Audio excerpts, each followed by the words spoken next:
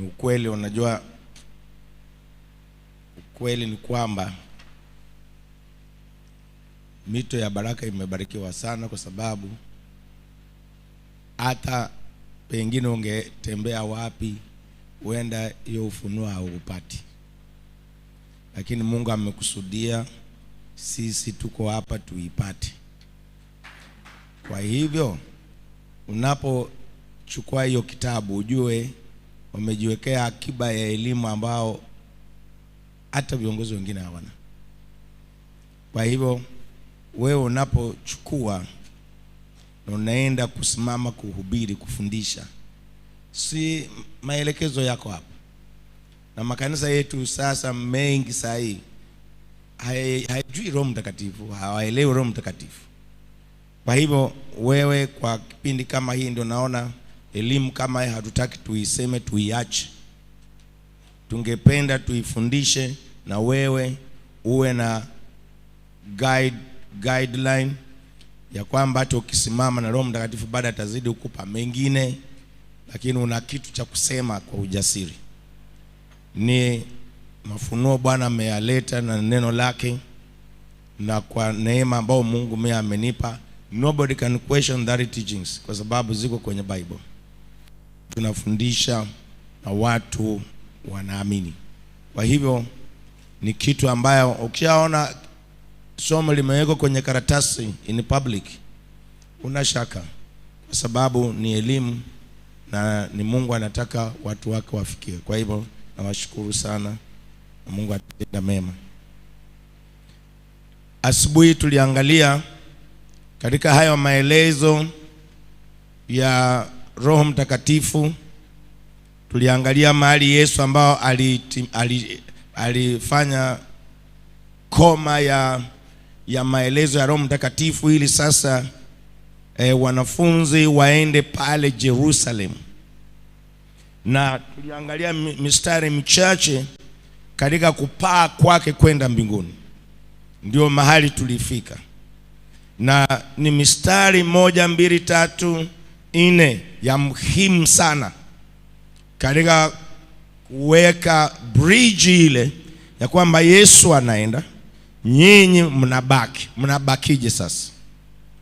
Kwa hivyo Roho Mtakatifu kabla hajaja, ndivyo Yesu aliona kwamba sio vyema hawa, kwa sababu pamoja wamempokea. Kumbukeni neno lisema Yesu aliwavuvia wakapokea Roho Mtakatifu. Kwa hivyo hata wakienda kusubiri tayari walikuwa wameshapokea. Na hivi sasa Yesu akaona sio vyema waende bila kubarikiwa. Tuliona asubuhi ya kwamba Mungu mwenyewe kwa mwana wake Yesu Kristo akamwezesha kwa taratibu hizo, kwa sababu hakuna kitu ambao Yesu alifanya bila kukitoa kwenye Agano la Kale. Huenda ni sisi tu tunaona hayana maana, lakini kitu chochote Yesu kufanya conclusion ya neno lake la mwisho, alirudi kwenye Agano la Kale. Na tuliangalia asubuhi ya kwamba ndio maana mstari wa 50 sawa na Luka, tunarudi hapo Luka 24 na mstari wa 50, neno linasema Yesu akawaongoza nje. Yesu akawaongoza nje katika Bethany, na kainua mikono yake kuwabariki. Hiyo ni Luka 24 mstari wa 50. Kumbukeni, yani hizo verse ine ndio za mwisho. Ndio maana Yesu anasema bye bye. Anawaambia bye bye, na anawaambia bye bye kwa kuachilia baraka. Anawaambia bye bye kwa kuwawezesha, ili ya kwamba mawazo yao isihame, waelewe ya kwamba wakienda kusubiri. Na leo nitauguzia mambo machache ambao tunategemea sasa kuanzia kesho tuanze kutembea katika mtazamo wa Pentecost. Tunatazamia nini? Hivyo lazima uelewe kwamba Roho Mtakatifu ametoka mbali na kuna hatua, na hizi hatua tunazimaliza vipi kama watoto wa Mungu aliye hai? tujichukue sisi sasa ndio wale ambao Yesu yuko na sisi. Tunaangalia namna gani? Kwa hivyo Yesu aliweza kuwabariki sawa na kama vile ilivyoandikwa kwenye Hesabu. Pia tunaweza tukasoma kwenye Hesabu 6:22. Kwenye Hesabu 6:22 neno la Bwana linasemaje? Hesabu 6:22. Bado tuko hapa katika namna Yesu ali bridge in between kupaa kwake na kuwawezesha wanafunzi wake. Hesabu 6:22. And the Lord spoke unto Moses saying, kisha Bwana kanena na Musa na kumwambia. Tunaendelea. Speak unto Aaron unto his son, saying, on this wise he shall bless the children of Israel, saying unto them. Nena na Haruni na wanawe waambie, hivi ndivyo mtakavyo wabarikia wana wa Israel, mtawaambia. Unajua maneno ya baraka ni elekezi. Nikufafanulie kidogo maana neno to bless. Yaani unapoambia mtu ya kwamba I bless you au umebarikiwa, unamaanisha nini? Maana ya neno kubarikiwa ni ya kwamba, kwa mfano wewe ulikuwa unatembea na kama unataka kwenda mbali fulani, natoa maelezo kidogo. Neno blessed, unataka kwenda mbali kiasi fulani, lakini hiyo umbali hujui utafikaje. Either maybe kuna obstacle, kuna pingamizi, kuna milima, kuna mabonde. Yaani unataka kwenda mbali lakini hujui unafikaje. Kwa hivyo neno blessing, ukisikia mtu amekubless, manake amekuwezesha wewe ili wewe upate nguvu bila obstacle yoyote hapa katikati, ya kwamba chochote unachotaka sasa kinakuwa wazi na kinakuwa nyepesi kukipata. Aongesema amen jamani. Ndio neno kubarikiwa.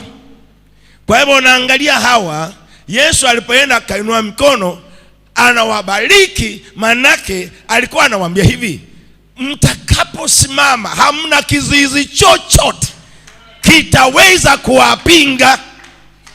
Ungesema amen jamani. Ndio neno kubless, kuwezeshwa. Unapewa uweza, unapewa nguvu. Yaani hata mambo unayotaka kuyafanya hakuna vizuizi, unaona tu njia pa. Unasema, kwa nini natendeka hivi? Yes, you have been blessed. Kwa hivyo Yesu hapa anatimiza maandiko hayo. Na hebu imagine, yametoka katika kinywa cha Bwana. Mungu akasema na Moses, akamwambia mwambie Aaron kuhani mkuu na wanae na uzao wake, maana ilikuwa hali ya ukuhani. Kaambia wanaposimama wakibariki wana wa Israeli, watawaambia haya maneno. Ungesema amen jamani. Watawaambia haya maneno. Mimi huwa naambia watu hivi, unajua ukiamka asubuhi na mtu anakuambia naona umebarikiwa sana, unajua ni zaidi ya mtu amekupa ugali na nyama. Nirudie. Yaani unaamka asubuhi alafu mtu anasema umebarikiwa sana. Yaani huyo mtu ni zaidi mtu ukupa ugali na nyama. Utasikia siku hiyo, yaani ni kama ulimwengu ni wako. Why? Yale maneno yamekuwezesha.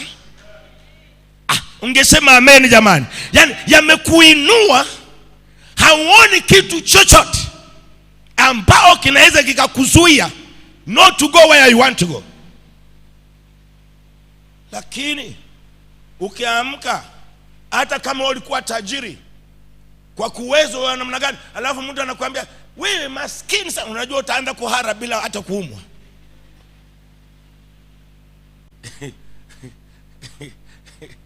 Sorry Bishop, sorry, ngoja tu nitoe mfano hii baba yangu. Ngoja tu, lakini mzuri. Ijapokuwa najua mifano mingine iko nje ya Bible, lakini saa nyingine inaweza kuupa elimu. Kulikuwa na mama mmoja mgonjwa. Nataka kuwaonyesha why Yesu alibariki na kwa nini Mungu anaelekeza maneno ya kusema. Kulikuwa na mtu mmoja, zamani tu, please, dakika mbili. Kulikuwa na mtu mmoja, mama mmoja alikuwa libonge linene. Unajua watu fat? Ushawahi kuona watu fat? Sasa ule mwili ukao unamlemea, ni mzito akitembea. Sasa yeye kwa maisha yake alikuwa na dokta wake. Madokta msijali, hawana shida. Alikuwa na dokta wake. Kwa hiyo anaenda kwa dokta, anamwambia, "Dokta, mimi naona ni kama nitakufa nini?" Dokta anamwambia, "Huwezi ukufa. Utakufaje wakati mimi niko hapa?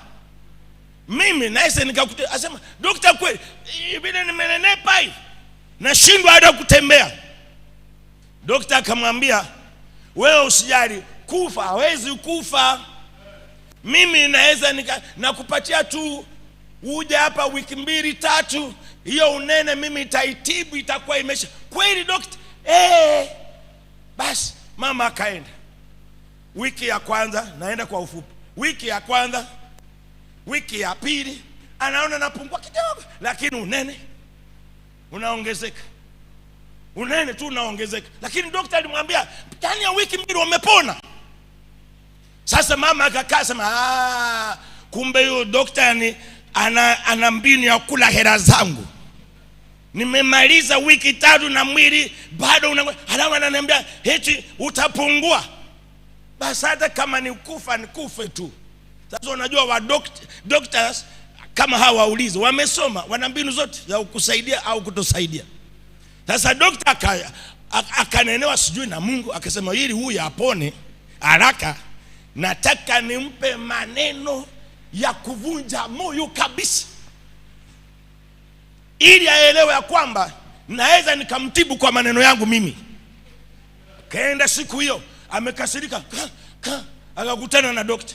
Dokta akamwambia, umekuja amekasirika, "Wewe ni muongo, wewe unakula pesa." Dokta akamwambia, "Mimi siri pesa yako bure, sina kutiba. Kama umenitibu, mbona unaendelea kunenepa?" Basi dokta akamwambia hivi, sasa, na dokta alijua huyu hata kufa, anataka kumponya unene. Akamwambia, "Sasa kwa sababu umejua nimekula pesa yako, humalizi wiki bila kufa." Mama alipotoka hapo yani aliona kama amekaangwa kwa kikaangio. Mafuta yote ikaanza tu kuyeyuka. Huyu siku ya kwanza. Huyu siku ya kwanza. Si dokta amemponya kwa umeelewa maneno?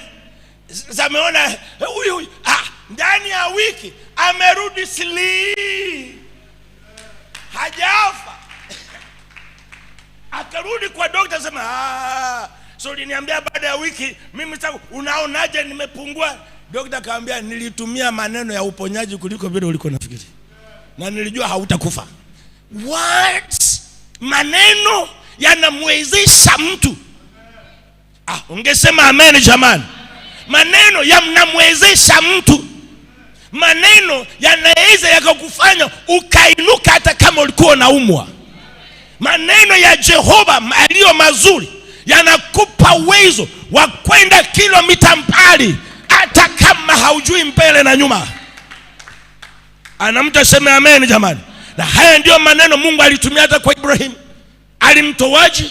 Alimtoa kwa maneno, akamwambia, "I am blessing you." Na kubariki wewe na ninakufanya uwe taifa kubwa. Kwa nini usiondoke? Abraham akaona kama ni hivyo, I must follow this God. Huyu Mungu lazima nimfuate. Kama kwa Yesu ananifanya taifa kubwa mimi, alafu anaangalia mazingira, Mungu imemjaa, anasema, "This is the man to go." Yesu kwa wanafunzi wake wakati wa Pentecost aliwawezesha na baraka, aliwawezesha na neno la mbingu, aliwawezesha sawa na vile Mungu alivyosema. Akabridge ule uoga, yule hali ya kujisikia hawana, akawawekea msingi wa baraka ndani ya maisha yao. Na mtu aseme amen jamani.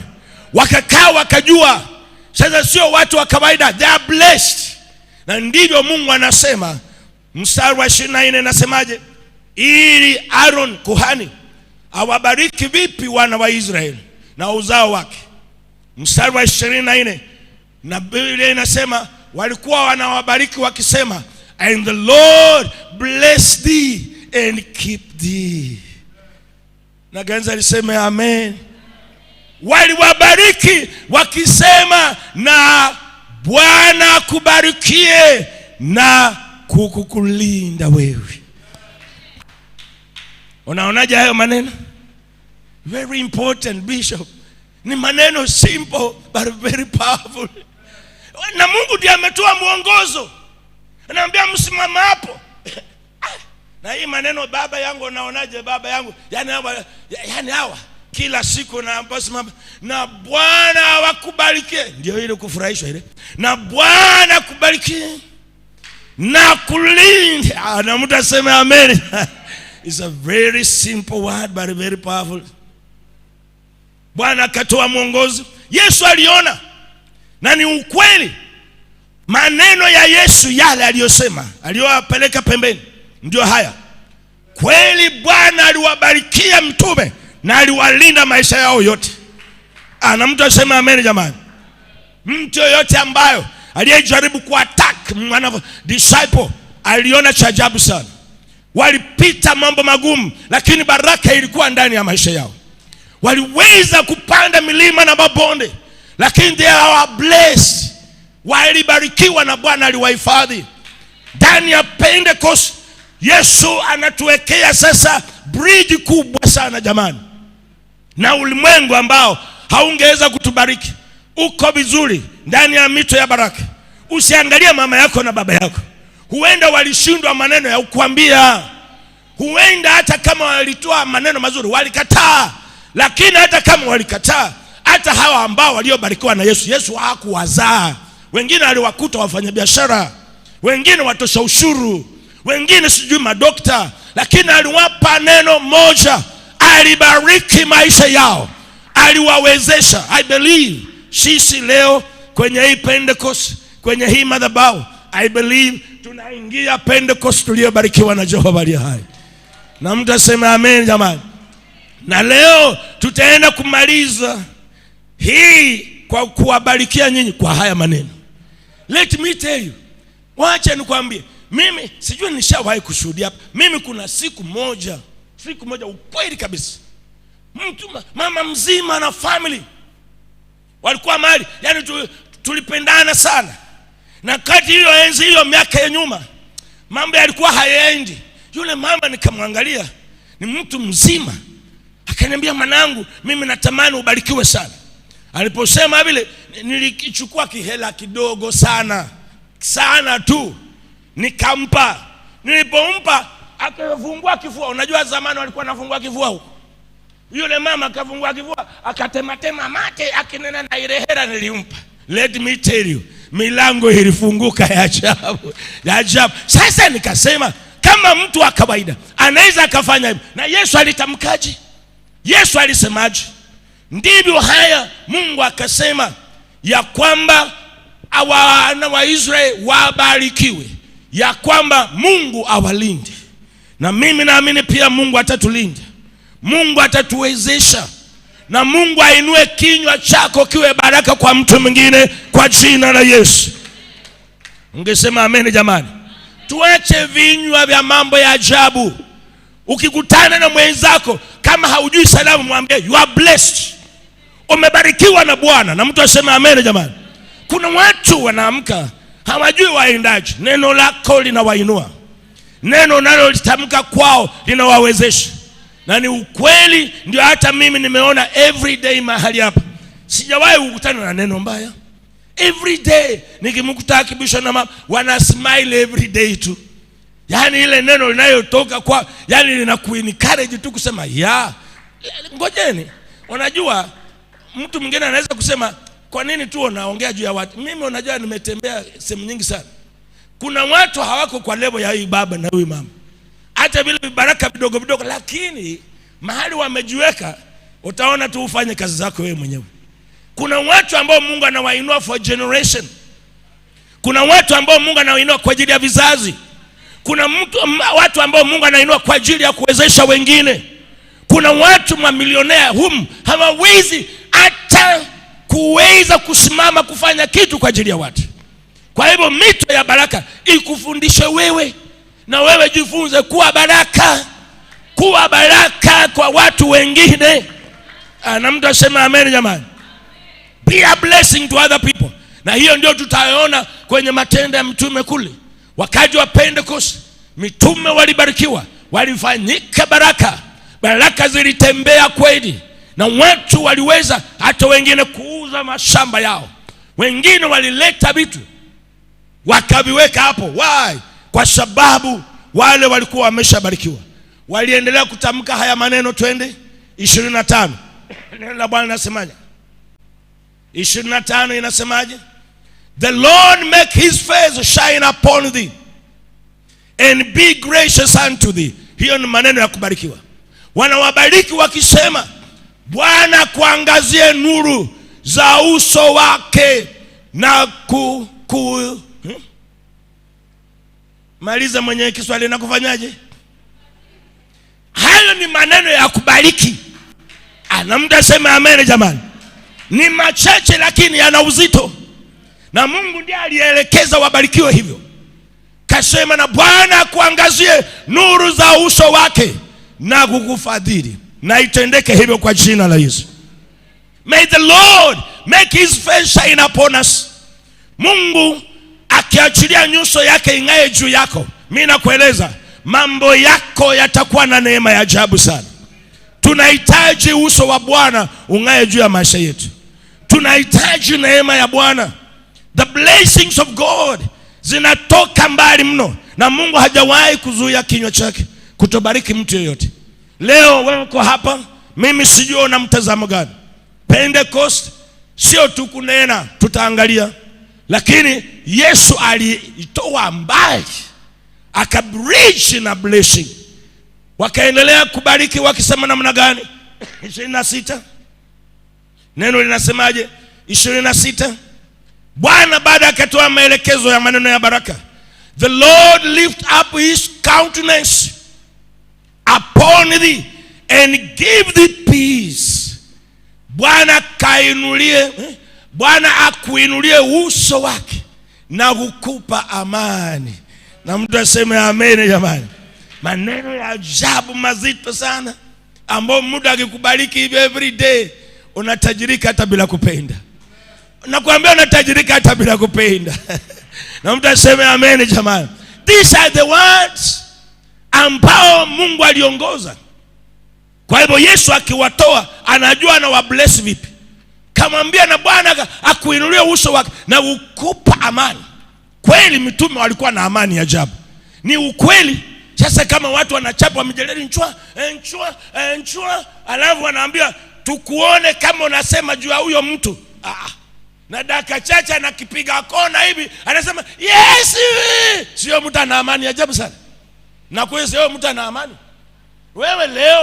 Wewe leo ukiokoka uanze kushambuliwa na familia yako, utafanyaje? Wasema kama kuokoka namna hii, bishop, nimeacha ili nipendeze mama na baba. Nimeshambuliwa sana. Watu wetu hawanielewi. Eti sijui nakuja kanisa mnisamehe. Husamehewi. Nakwambia wewe utasamehewaje? Wenzako walibarikiwa na kuinuliwa na Bwana, na Mungu akawapa amani ya Injili, akawapa amani. Na mtu aseme amen jamani. Yesu ni ajabu sana. Wokovu ambao tunayekiri every day, si ni wokovu tu ambao unaona, unahitaji uwe na amani ya ajabu. Amani. Na hilo ndio neno la kwanza Yesu alitamka kwao. Alipowatokea amesema amani iwe kwenu. Mungu tangesema amen jamani. Amani iwe kwenu. Nawaambia kwenye Pentecost, Yesu wa ajabu. Yesu wa ajabu. alibridge mitume wake na maneno ya ulinzi ya baraka, na wanafunzi wake walisikia amani kweli. Wokovu, hata kama mambo hayaendi, you have peace in the Lord. Kuwa na amani katika Bwana. Ukiokoka sio kila mtu atakushangilia, amna, na sio kila mtu atasema umefanya bora. Usitegemee, maana hata mwana wa Mungu alijaribu kujiulizia watu wanasema namna gani, walimlinganisha. Hakuna mtu alimwambia umefanya well done Jesus, tumeona umefanya miracle, amna. Wengine walimweka kama nabii fulani, sijui mtume. Lakini wewe ukipata mafunuo ya amani ya Yesu, unaweza ukamtafsiri vyema, unaweza ukamweleza vyema, unaweza ukamshuhudia vyema.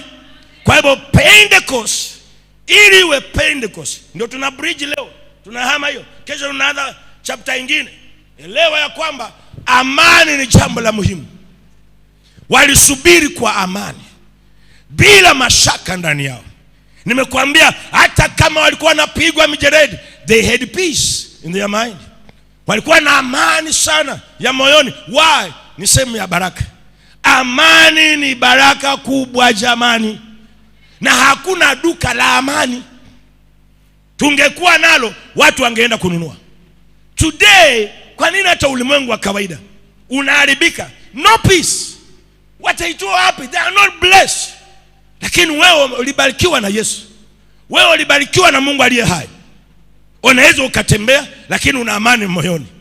Unaweza ukatembea hata kama saa watu kila mtu mambo yako hivi, mambo yako, wewe uko na amani moyoni. Unaitoa wapi? Yesu ndiye ameisema. Yesu ndiye ameisema kwa neno lililotamkwa na wale waliotangulia. Na mtu aseme amen. 27 inasemaje? 27 tunaangalia bridging into Pentecost. Hawaku bridge kwa maneno yao, wali bridge that cycle na neno la baraka kwao katika jina la Yesu. 27 inasemaje? Ndivyo watakavyo weka jina langu juu ya wana wa Israeli, nami nitawabarikia.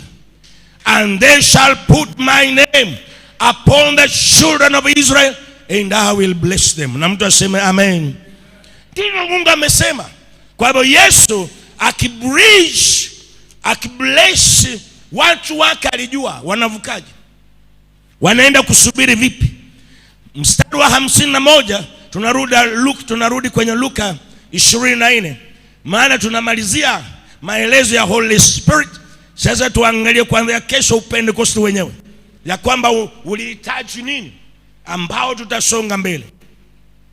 51,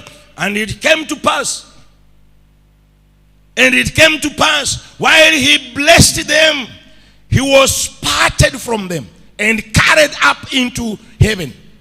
Biblia inasema wakati Yesu anawabariki, ndivyo hivyo alikuwa anatolewa, ndivyo alikuwa anatoweka, na aliwapeleka Bethany karibu na Mount Olive. Kumbukeni, hii mlima Olive ni ajabu sana. Vitu vingi vizuri vinatoka pale. Yaani ni kama ndio kiunganishi cha uzima katika enzi za wenzetu. Mtu yote aliyekuwa katika Olive ilikuwa na ishara kubwa sana. Na nataka kukupa ishara moja ya pale katika hii mti wa Olive, hata tawi lake. Biblia inasema ya kwamba wakati gharika imekuja, Nuhu ameingia safinani. Nuhu ili atoke, Biblia inasema alitumia vitu vingi, havikurudi. Kunguru ni mchoyo, hakurudi, ndio mwisho wake. Na ndege zingine zilikuwa zinaambia Nuhu, wewe baki humo mzee, umezeeka sana, bye bye. Zinatuma, zinapotea. Lakini Biblia inasema Nuhu akapata njiwa. Umeona ishara ya Holy Spirit? Na mtu aseme amen jamani. Akapata njiwa, akashika ile njiwa, njiwa ni ndege mzuri. Akatuma mara ya kwanza, kaenda akakuta hakuna mahali pa kutulia. Hakupotea kwa huyo mzee, karudi salama. Akarudi katika safina. Na mtu aseme amen jamani. Mara ya pili Biblia inasema baada ya siku 7 tena Nuhu akamwambia njiwa, sasa wewe toka Bwana, utusaidie kuangalia hali ya hewa. Biblia inasema njiwa alipotoka Akawa mlima ambao ulikuwa umeshuka hauna maji, Mount Olive. Na alienda pale katika hiyo mlima, hiyo njiwa, akachukua tawi la olive tree. Alipoleta ile tawi akaingia nayo safinani, Nuhu akajua basi kumetulia. Anamda sema amen jamani. Yesu ni ajabu, aliwapeleka mali na historia. Yesu ni ajabu sana. Upende sio ujinga. Upende ni kuelewa kilichoandikwa nyuma ya maandiko. Unapoelewa hivyo, maisha yako yanakuwa na amani. Imeandikwa sawa na Mwanzo 8:11. Genesis 8 and verse 11. Neno linasemaje? Mwanzo 8:11. Tusome. Inasemaje Mwanzo 8:11? Na Mungu atatubariki. Biblia inasema, and the dove came into him in the evening, and lo, in her mouth was an olive leaf plucked off. So Noah knew that the waters were abated from off the earth. Njiwa akamjia jioni, na tazama, alikuwa na jani mbichi la mzeituni kinywani mwake, ambalo amelitunda. Anyway, Kiswahili ndio amelitunda. Basi Nuhu akajua ya kwamba maji yamepunguka juu ya nchi. Na mtu aseme ameni. Hebu imagine how Jesus is, Archbishop. Yani Yesu ni ajabu. Anatuletea vitu kwenye mambo yaliandikwa hata kabla. Anaonyesha sa sign. Na ni ajabu, ndio hiyo ana bridge mitume. Ndio manaka aliwapeleka pembeni mahali kuna history, mahali ambao kuna tukio lilioleta amani, tukio ambao lilioleta ukombozi, liliofanya Nuhu akajisikia salama kutoka katika safina. Baraka za Yesu juu ya maisha yetu ni za ajabu. Yesu ametubariki na ana history kubwa sana ya kutuwezesha sisi. Upende Pentecost wetu na vile tunavyoamini kama mafunuo yalivyo ni mwaka wa kufurahishwa, ni ukweli. Na tutaenda kuomba kwa jina la Yesu. Na mtu asema amen jamani. Mimi nawaahidi, hatuwezi tukakaa siku 7 na Yesu asifanye. Hatuwezi. Hata kama atalifanya limoja, jina lake litainuliwa. Nasema hata kama atalifanya limoja, jina lake litainuliwa. Pentecost sio maneno, ni uhalisia ya vitu ambao Yesu aliashiria ndani ya mitume. Na mitume wakaenda kuconfirm kwenye Pentecost ya kwamba sio sisi mnayotuona, tumewezeshwa, tumebarikiwa. Ana mtu asema amen jamani. Yani Pentecost ilikuwa dhibitisho. Hebu imagine mataifa wamekaa wanasema hawa ambao Yesu aliwachezea amewaacha, wacha tuone hawa majinga wanakuja kufanya nini? Hawajui Yesu ameshawabariki tayari. Waliwaona ni wachache, alafu Yesu anaakiri akawaambia, mkienda kusubiri msiende kujimix humo, pandeni juu. Sasa hawa jamaa akasema, maoga haya yameenda juu. Maoga yamewezeshwa haya jamaa. Na mtu asema amen. Shangilia Yesu kwa makofi na vigelegele. I tell you, Pentecost ni kitu cha ajabu sana. Yani kinatuleta katika mtazamo wa kumuona Yesu yuko mahali hapa, wa kumuona Roho Mtakatifu yuko mahali hapa. Na ndio Biblia inasema akawawezesha hivyo. Na yeye ndio wakati anawawezesha, anapaa. Mstari wa 52 inasemaje? 52. Turudi kwenye Luka, maana tunamalizia leo maelezo yale machache ili kesho twende tu ya Pentecost. Jina la Bwana Yesu libarikiwe sana. 22 inasema, and they worshipped him and returned to Jerusalem with great joy. Tafurahishwa ile joy ile joy kweli ni ya kiroho sana. Na mtu asema amen jamani. Walirudi Yerusalem wakiabudu. Na Biblia inasema wenye furaha kuu. Yani they were so happy. Na wakarudi na ibada. Hawakurudi patupu, walirudi na ibada. Na mtu asema amen jamani.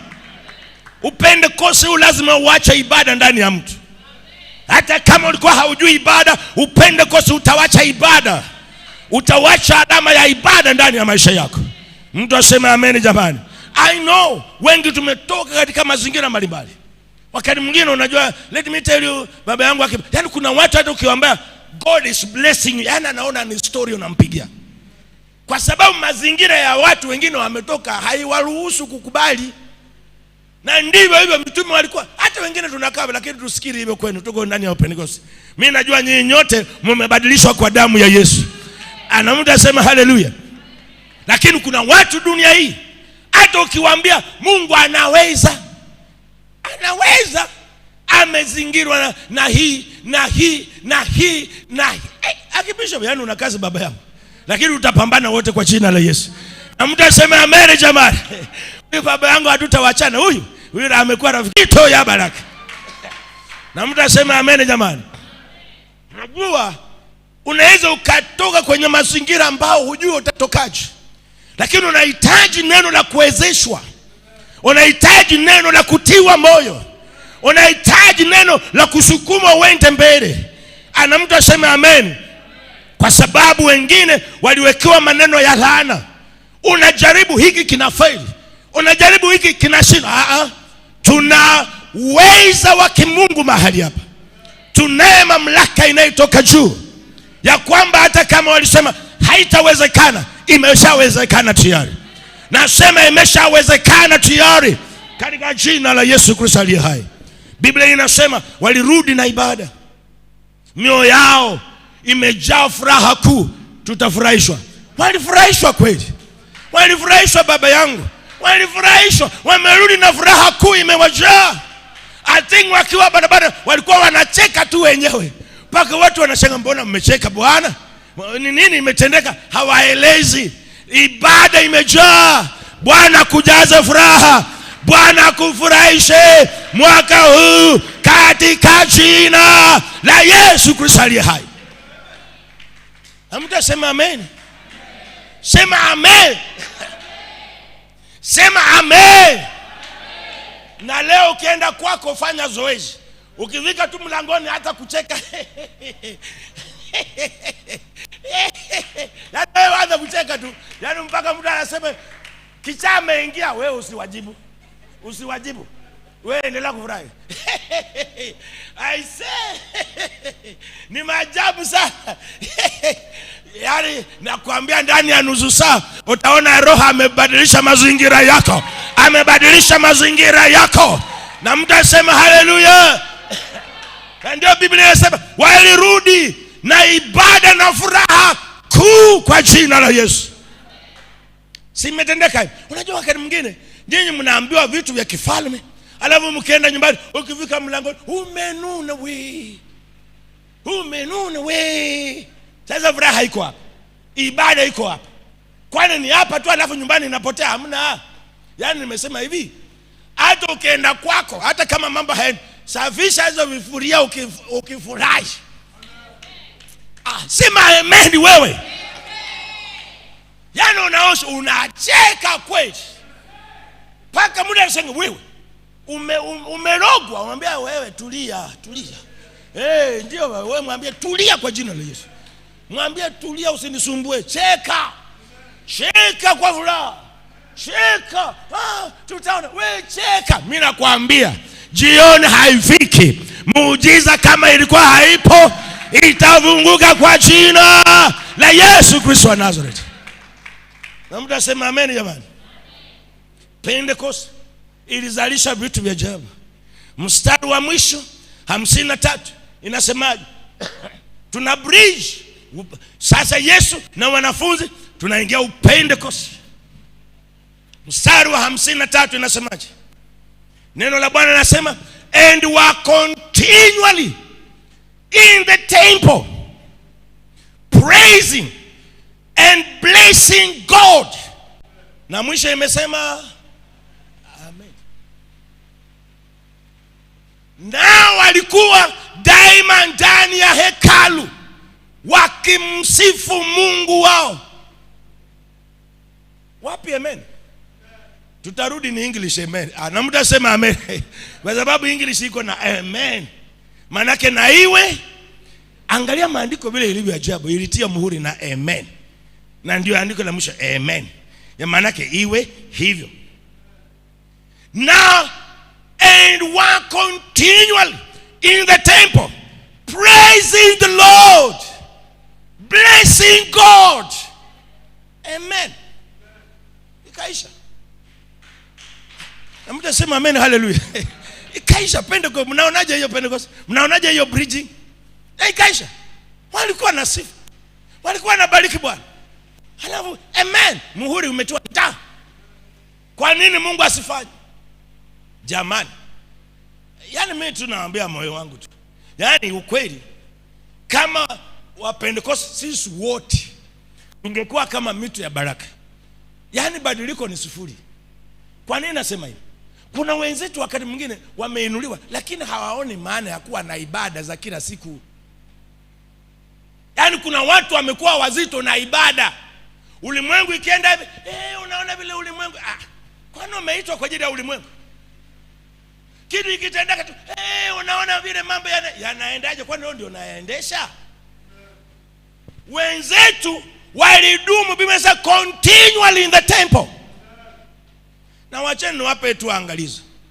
Kama Mungu atawapa hata wachache au wao wengi, Pentecost ikitimizwa, ibada iende.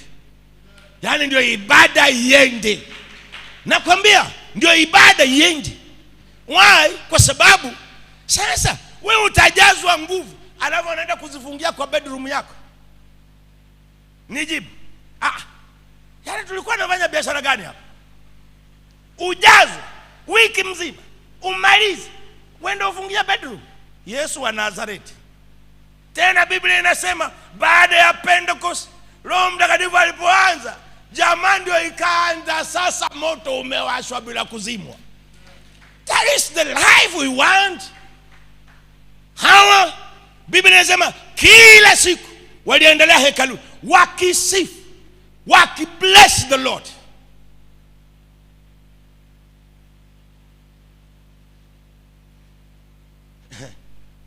Sielewi. Lakini Pentecost italeta badiliko. Nasema Pentecost italeta badiliko.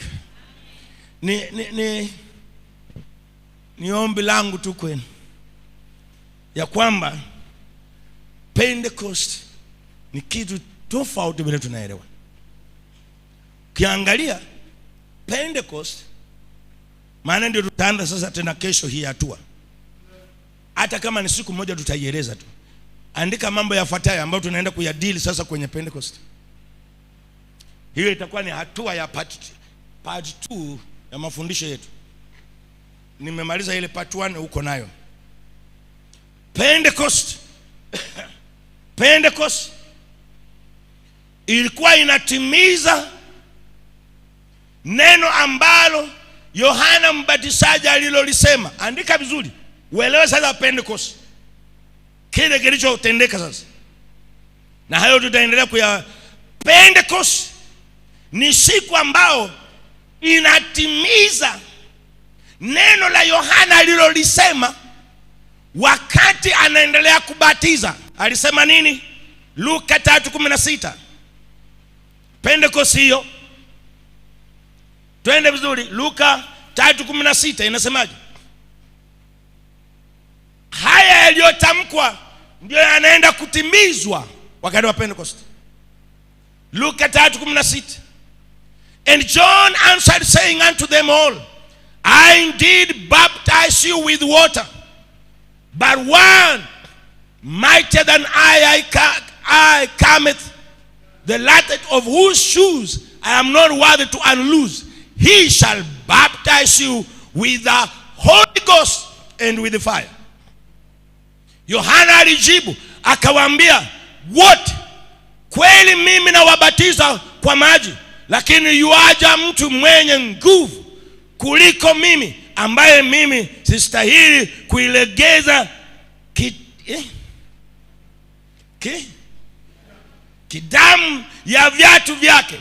Yeye atafanya namna gani?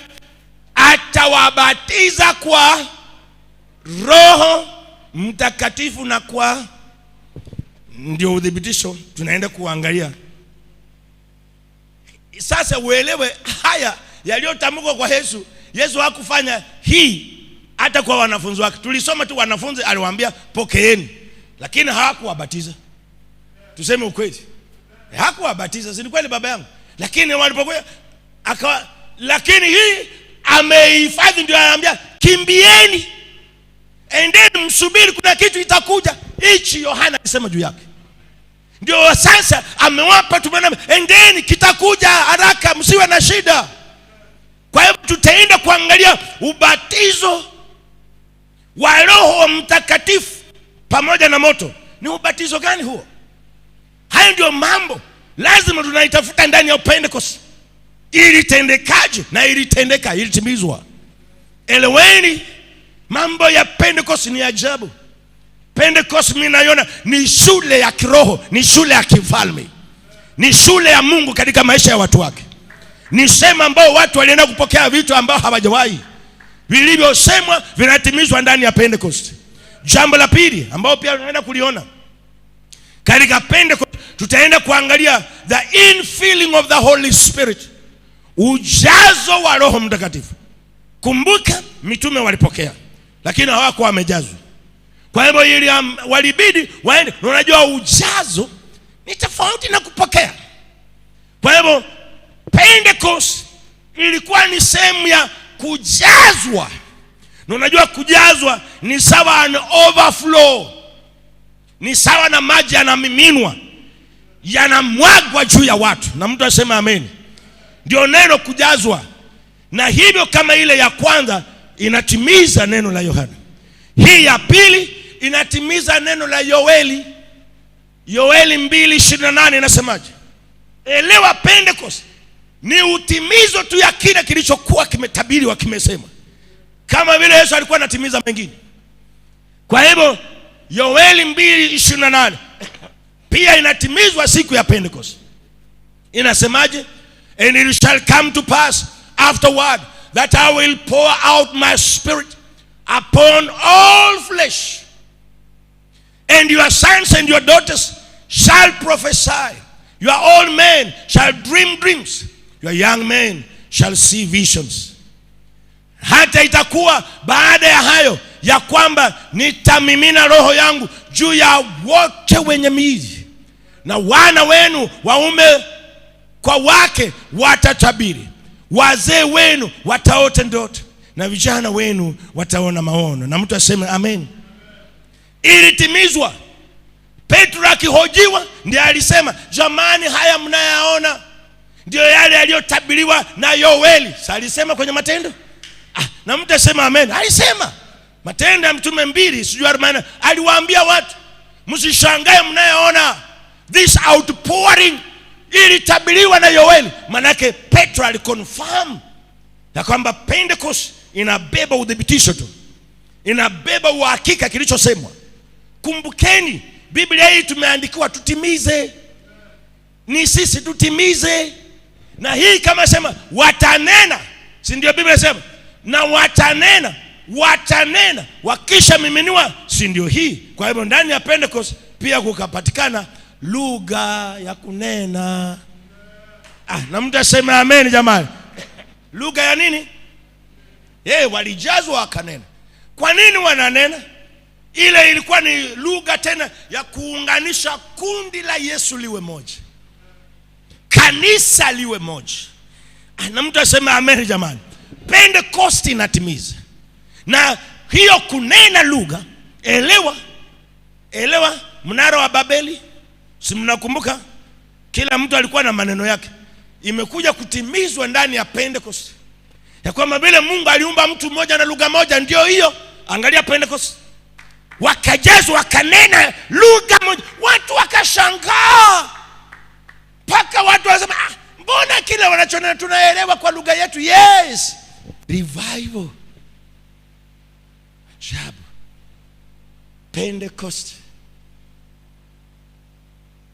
Pentecost sio dini, ni ishara ya mbinguni.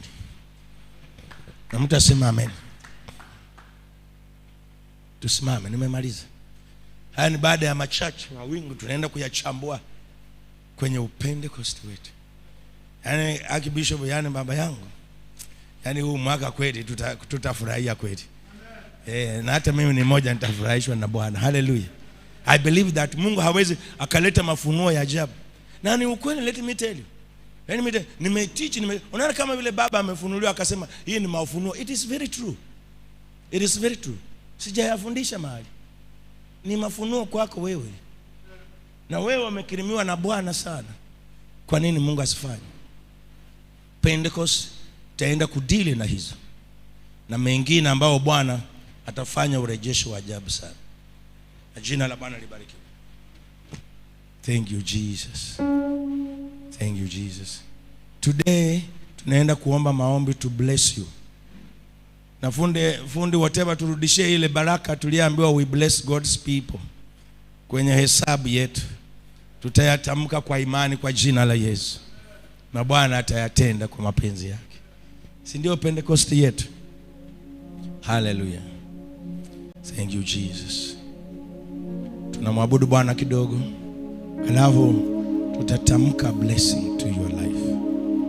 Huwezi kuhudhuria vipindi kama hii siku zote Mungu anyamaze. Na hata kama atanyamaza tutamfanya ataongea.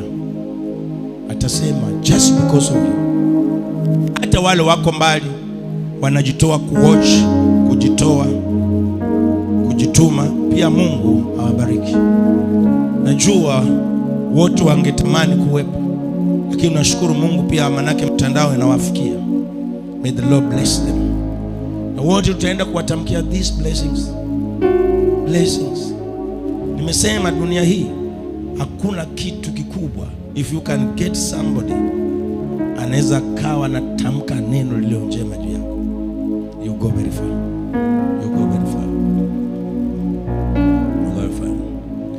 Hallelujah Bwana. Hallelujah Bwana. Hallelujah Bwana. Hallelujah. Hallelujah Bwana.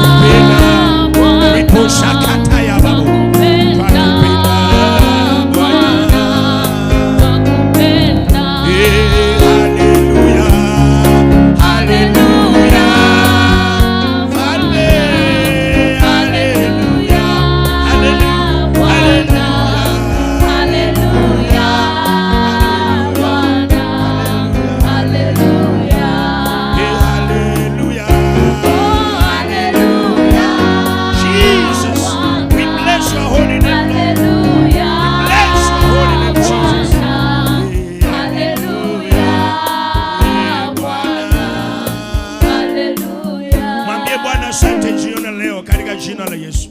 Takatifu wa Israeli, tunalibariki jina lako ewe Bwana. We need your blessing into our life, Lord.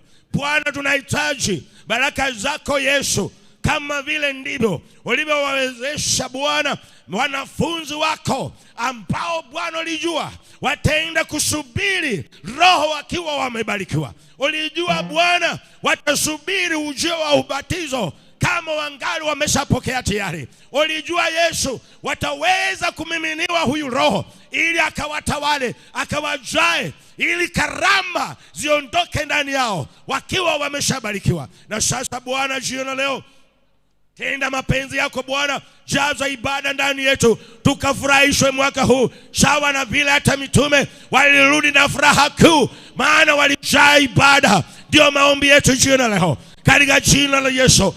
Jehova, hakuna Bwana aliyejitenga kaja mlimani ukamwacha. Nasi ewe Bwana tumeendelea kukaa katika kilima hii Yesu, ili ukatubariki Bwana, tukiingia katika upendo kosa, tukaone uweza, tukaone nguvu na mamlaka, ili jina lako likainuliwe ewe Bwana. Asante Roho Mtakatifu, asante Mungu wetu na Baba yetu, tunakupa sifa na ibada, na jina lako liinuliwe Bwana. Inua mkono yako juu, napotamka haya maneno ya baraka yawe sehemu yako, na jina la Bwana libarikiwe.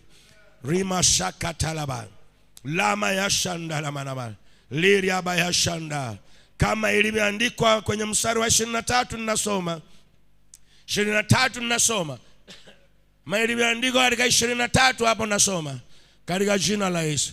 Anyway, katika jina la Yesu. But let me just say, Mungu wetu akubariki na Mungu akulinde katika jina la Yesu. Wacha Bwana kupa amani na utulivu katika jina la Yesu. Mungu akujaze rehema na neema katika jina la Yesu. Mungu akuwezeshe katika namna ya maisha yako kuinuka katika jina la Yesu. Bwana wa mbinguni akufunike na utukufu wake kwa jina la Yesu. Mungu akakupe kibali mbele ya mataifa mbalimbali kwa jina la Yesu. Uzao wako usije ukapungukiwa jambo lolote katika jina la Yesu. Na yale yote unayewaza, unayatenda, Bwana akatie mkono wa baraka kwa jina la Yesu.